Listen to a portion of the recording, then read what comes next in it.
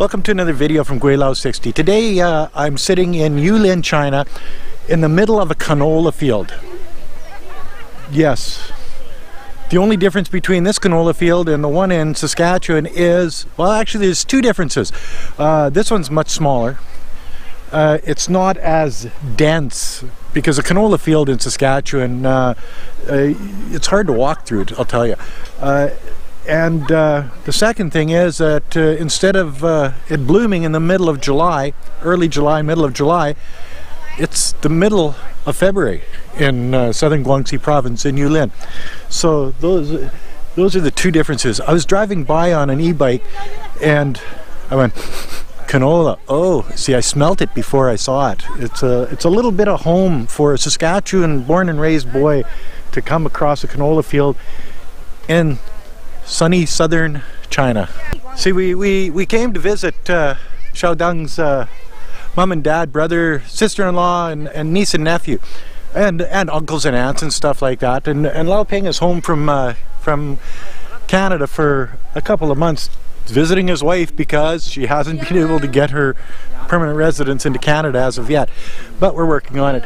So he comes back a couple months every year to be with his wife. What a poor existence that is, you know, if you're 10 months working in Canada and 2 months home with your wife. You see, the Chinese that live in the city come to the country to get pictures because they just don't get this in the city. You know, if you notice behind me, there's so many Chinese just here to take pictures of the pretty flowers and, oh, look where I was. No, you weren't. Well, here's my pictures on WeChat.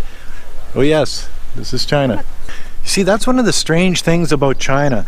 What they'll do is they'll take an area like Yulin, because it's got, you know, mountains and it's pretty, you know, the area is pretty, and investors will come in and build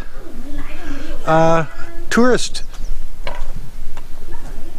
villages or tourist communities, and to bring lots of people.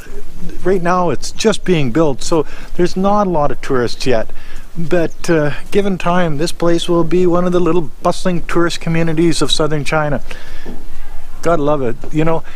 And they don't spare any expense on this stuff either, you know. They're spending millions and millions of dollars building this in anticipation for a big tourist boom. And in China, we all know that more Chinese are getting more expendable cash. There's a bigger middle class. There's, you know, it's a booming economy here in China. You know, the way these are set up, I'm wondering if these aren't, you know, little cabins for people to live in, with the balcony, the flowers, you know, like a higher-end hotel type thing where you don't have to live in a hotel room, you get a cottage to yourself. I would imagine that's probably what it is. You know, let's go to the front door.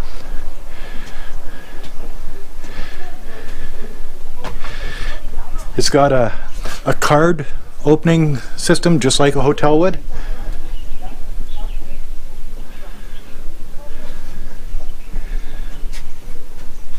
Do not disturb, please clean up, have been in, doorbell. Oh yeah, see, that's what these are. These are rental units for tourists.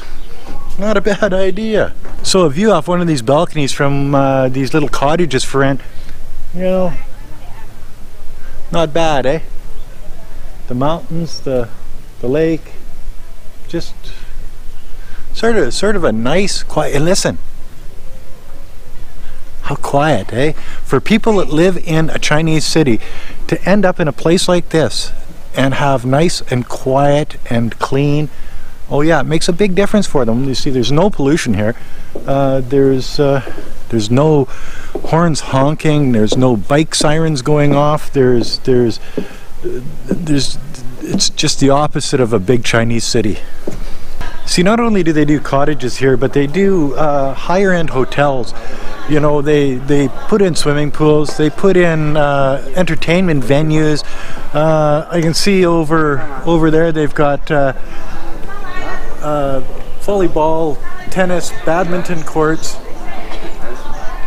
You know, they And on the other side over there is a big 5-star hotel just over my shoulder. You can't see it from here, but take my word for it. Actually, I'll probably be going over there shortly. I'll take a closer video of it. But yeah, you see, as I say, there's not a lot of tourists here now because it's, well, for one thing, it's February. For another thing, they're just not ready to open up to the mass public yet. They're still in construction. Yulin, they've gone a long way from dog meat, and that's another thing in Yulin. The government is going to be banning this dog meat festival in Yulin. Last year there was talk of it, and they're trying to change the image of the community.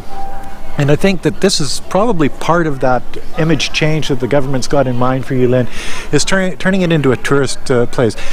Why? Because it's a beautiful place. The weather's good. The climate.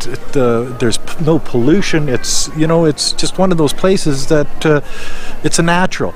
It does have a bad stigma because of the dog meat festival, but given time, I'm sure that they can overcome that.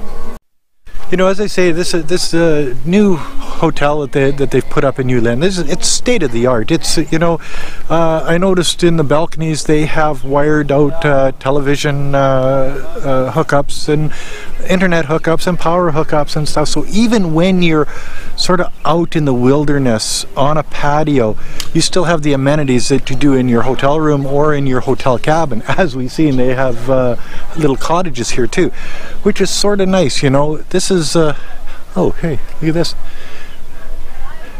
And they even have a map showing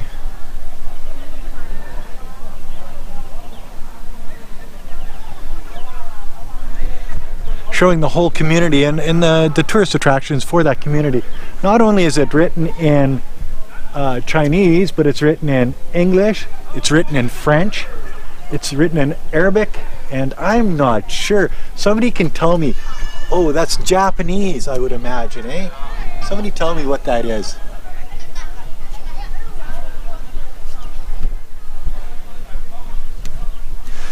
So I suppose that they're thinking that this is probably going to be a place that pulls international tourists, not just tourists from China.